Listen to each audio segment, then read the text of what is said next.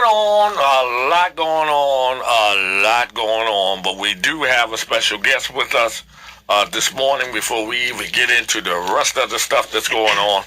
And Tame, I'm going to turn it over to you to introduce our guest for the morning. And if you want to get in while you can, because I know whole lot of y'all want to call in today, either on what the guests are talking about or other subjects, the telephone number to call is 410-481-1010. That's 410-481-1010, and WOLB streams live at WOLBbaltimore.com. WOLB streams live at WOLBbaltimore.com. That means if you can't get us very clearly on the radio, you can go on the internet and get us. Okay, Taylor. Today in our News You Can Use or Information for Dissemination segment, we have with us Ms. Ujima Masani. She is the founder of a nonprofit organization called Women Inc.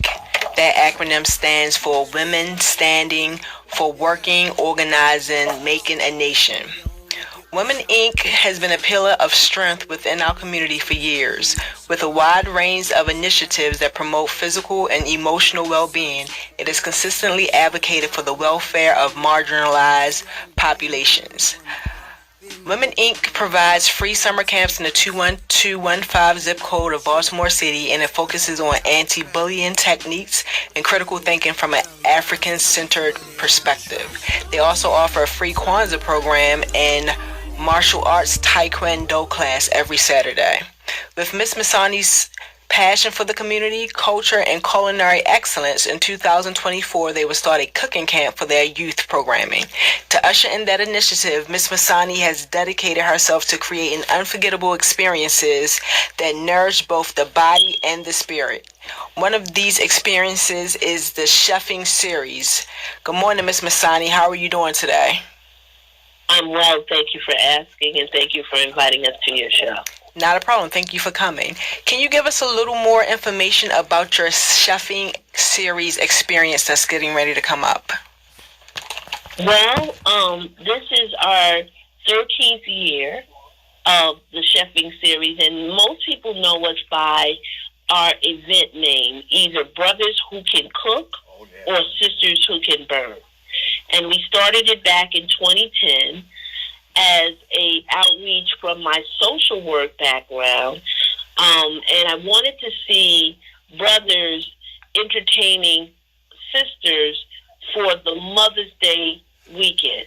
I wanted the opportunity for them to nourish and massage and love on Black women so that they can know that this particular weekend they give thanks for all their efforts, and they would cook for them. That event turned out to 700 to 800 people at the over on West Baltimore, and then we expanded to the Forest Park Golf Course where we entertained another 700 or 800 people, and so we had to go back into the lab and decide how we wanted to move forward. And so we began to start reaching out to actually professional chefs, people who were chefs at home or who were caterers, and that's where we grew out where we were going to go with this event, and we made it more diverse in the fact that we were offering things around healthy food and culinary delights and making this just a sensational kind of event. So we don't do baby shower menu food, and that is going to be where we're going with this event moving forward, and for the last 10, 12 years what we've done with it. And we have a lot of esteemed chefs attending and working with this event, correct? Absolutely. This year we're going to be introducing Chef Tavette, Chef Kim Allen, mostly known as Chef Mika, Chef Jihan Von Hendricks, who's known to the community as the best African dance troupe in the city, with Korkalehi, but she does amazing stuff with West African flavors and Singhalese food. Then you got Chef Carl Ship, and for the esteemed chef this year, we have Chef Anthony B. Alexander Sr., CC, MFP, Executive Chef of How About That Chef. And each of them are online, and they're going to talk to you. At least 3 of them are online, and they're going to talk to you about who they are and what they do. Okay, thank you very much, Mr. Chef Anthony Alexander. He's the Senior Executive Chef of How About That Chef. He has a diverse background, which includes serving legends such as Tiger Woods and Mickelson. And he's also experienced with various other celebrities that engage in his culinary training. Good morning, Chef Alexander. How are you doing today? Oh, I'm great. How are you? I'm doing well. Thank you very much. Can you give us a little additional background about your chef experience and why it's so important to you to be a part of this celebration that's coming up? Oh, definitely. Well, what I would like to say is that, ladies and gentlemen of Baltimore, prepare your taste buds for a culinary journey like no other, coming up on November 18th. I'm an associate's degree earning prestigious chef from Le Cordon Bleu via Scoffier program. I originate out of New York, Queens, New York, by way of Atlanta. I graduated in 2012, and since then, what I've been doing is transforming everyday meals into experiences. I am known as How About That Chef. I got an impressive array of culinary certifications and things that I do, but my main thing is focused on the meal. The meal that I'm going to present at this event will be a pan-seared lamb chop with a tequila-infused pomegranate molasses on roasted grapes with a bed of roasted Brussels sprouts, the honey glaze and Haitian spiced bamboo rice. Those are the flavors I like to give, where I take a northern meal and give a little southern flair to it. And also, with everything that I've done, I'd like to present meals in a way that nobody can even think about not wanting to eat. Pretty as a picture, but you want to taste it as well. I'm also certified through MFP, which is a nutrition certification, and everything that I do has a way of getting people in the right manner when it comes to food.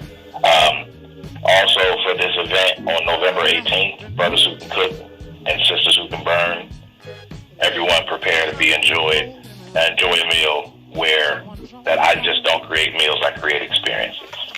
Thank you very much. And once we introduce all of our chefs, we'll have some general follow-up questions.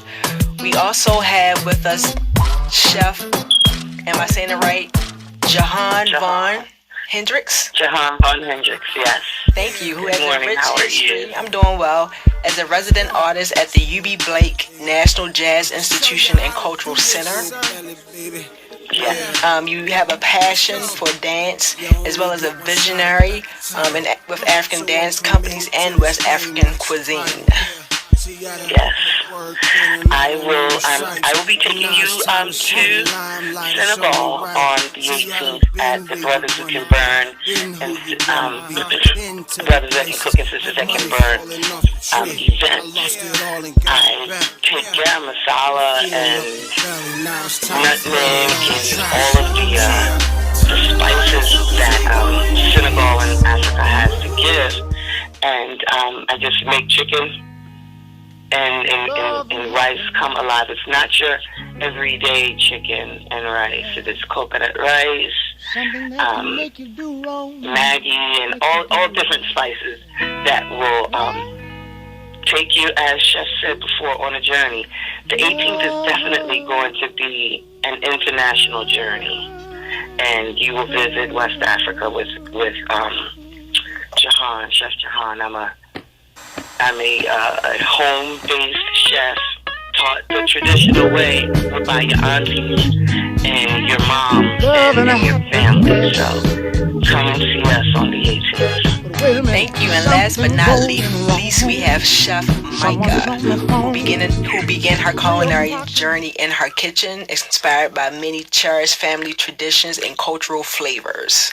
How are you doing, Miss Micah?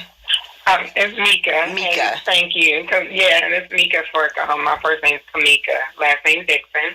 Thank you for having me. Good morning. Good morning. Can you tell us what you will be bringing to the table on November the 18th? Sure, yes.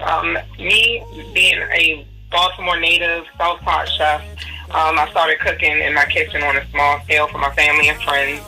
And with hard work and determination, I started a catering business I call KMJ Casual Catering Company in 2014. And what we specialize is in signature sauces and spices that make all my dishes come to life.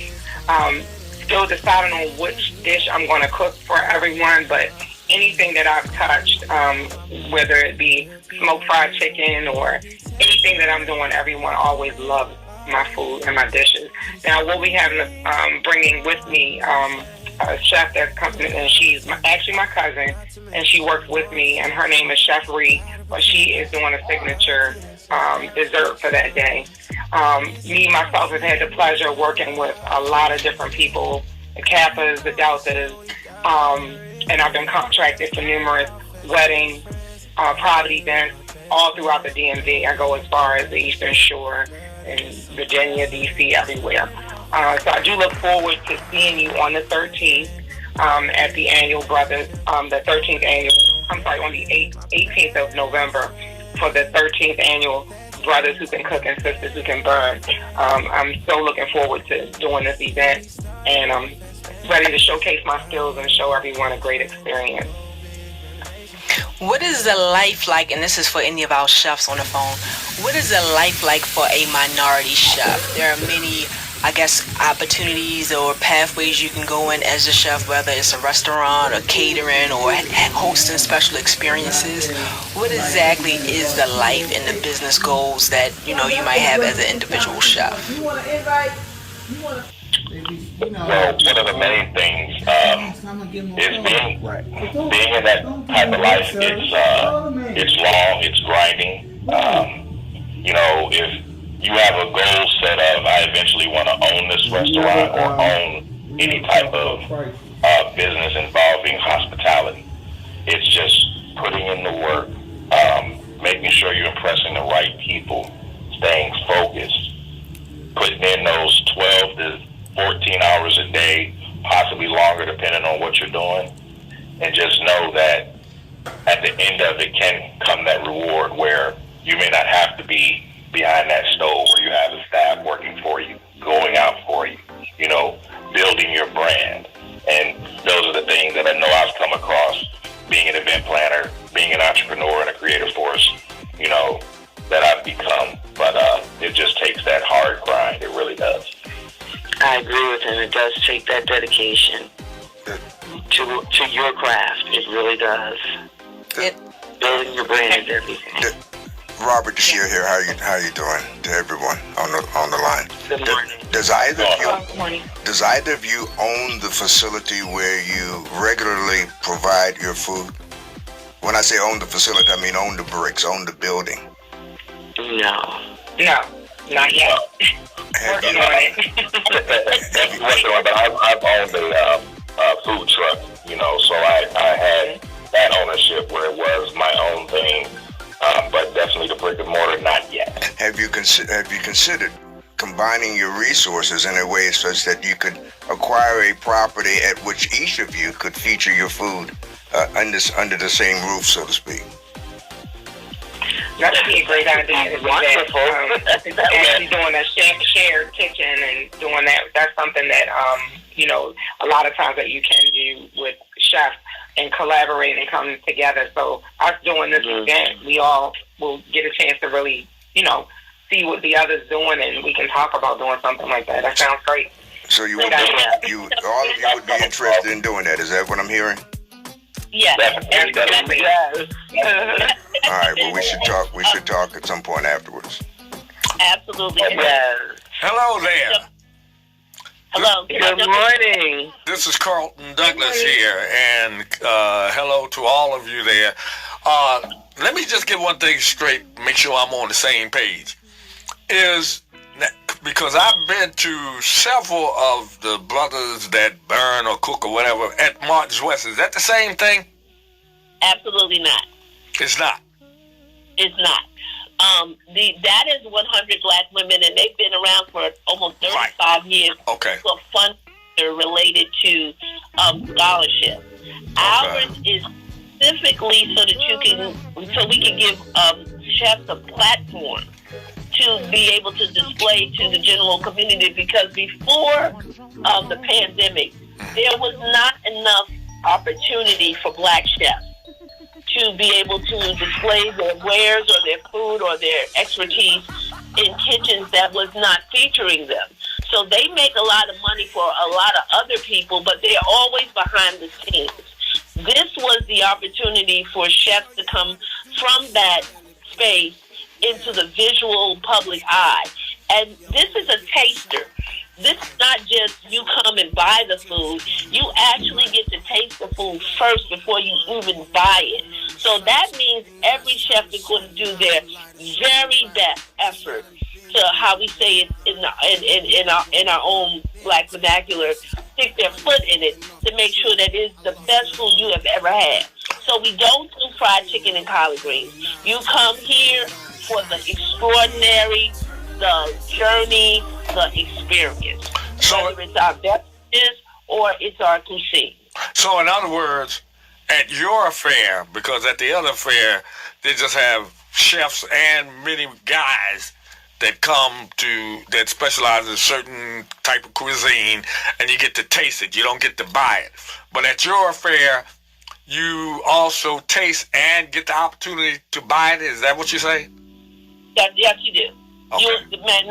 A lot of people, especially based on food costs these days, a lot of people actually buy and take away enough food so they eat for the whole week. Oh, wow. And they eat differently for the whole week. It's healthy. It's healthy food, and so we don't do a lot of fried food. We don't do a lot of sugar, and we don't do a lot of salt. So, and it's healthy. Well, my hat goes off to all of you. I am a very good friend to one of the great Black chefs, Timothy Dean, who had his own restaurant here some years ago. Here in Baltimore, down near the harbor. And I know the hardship that Black chefs have had through the years trying to be even recognized as a chef. So my hat goes off to all of you. I will try to attend that event. Now, is that a paid event? I mean, do you have to pay to come there or what? Yeah, it is a paid event, and we do raise money for our 501c3 through it. I do want to give some hats off and some recognition to Wali Muloki, Imani Muloki, my partner in the woman organization, and what we do for the community in our nonprofit. But we also are part of the collective at Hubie Blake. And Hubie Blake is an underused facility that is one of the most beautiful museums here in Baltimore City. So there's not just going to be the music, but we have food for the soul, food for the body, and food for the spirit. So we have a wellness lounge on the 4th floor. We have amazing jazz with a young lady named Zinnia McPherson. And if you don't know her, look her up on YouTube. She was at the Apollo. She used to do a lot of work in Russia, but of course we are not in Russia anymore. And we have her be accompanied by the Derek Amin Jazz Quintet. We got DJ Rod Braxton on the 1 and 2s. We got all kind of workshops. We have something called the Pink Box Stroll, which is honoring and dedication to women who have suffered through or on the other side of breast cancer. So there's lots to understand, to know, to feed your mind, your body, and your spirit. And the food will be amazing. And can you give again, and we know it's on November the 18th, but can you give the time and the place again, and how you can be reached and how much the tickets are? Okay, so we're going to be at the Hubie Blake Museum, which is at 847 North Howard Street, across the street from the old Maryland General, which is down the University of Maryland Hospital. We'll be opening our doors at 12 noon, and we'll be going to 6 p.m. There are artisan vendors. There's all kind of workshops. We're going to be there almost 6 hours. We also, the tickets are $25 in advance of October the 30th and then $30 thereafter. You can go to Eventbrite under the Cheffin series to find us, or you can email us at thecheffingseries@gmail.com, or you can give us a call at 443-413-3448. That's 443-413-3448. We have over about 7 to 8 chefs already registered, and it's just going to be an amazing, amazing day, and full of fun, surprises, and great, great food. All right. Thank you very much to you all for joining us. Are there any final or parting words for anyone, any one of the chefs, or you, Miss Masani? I'll let my chef go first real quick. This is Chef Jihan. Meet us at the Hubie Blake Center on the 18th for a culinary journey. This is Chef Mika. I can't wait to see you on the 18th. Please meet us there. We are looking forward to seeing you and going on this journey with us. This is Chef Alexander. Definitely meet us at Hubie Center on the 18th to enjoy this culinary delight. I also would like to give a shout out to Karma's Dance Factory, who is a supporter, as well as Roses Inn. And also, we have a great governor. Governor Moore, yesterday was a birthday celebration, so we just want to give and spread everything that we can, love-wise, food-wise, spirit-wise, out to the ones that support us and have our backs. Thank you. Happy birthday, Governor Moore. Yes, happy birthday. And finally, I'd just like to give one more small shout out to Woman Organization, Chef Tavette, who couldn't make it today. We love you, Chef Dina, Chef, two young men that's going to come in this year, Chef Cash and Chef Money.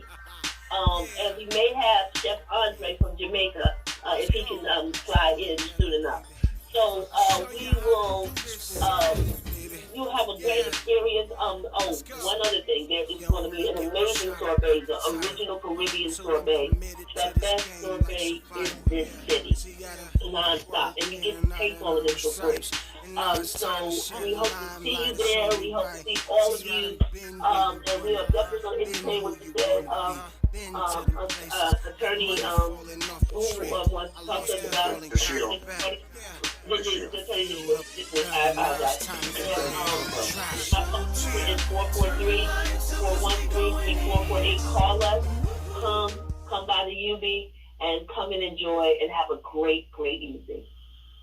All right. Well, thank all of you for taking time out of your busy schedule to be a part of the Frank L. Conway Sr. et al. Show with co-host Attorney Tammy Smith-Wilson, Attorney Robert DeShields, and myself, Carlton Douglas. We appreciate it, and I'm really going to try to make that a fair.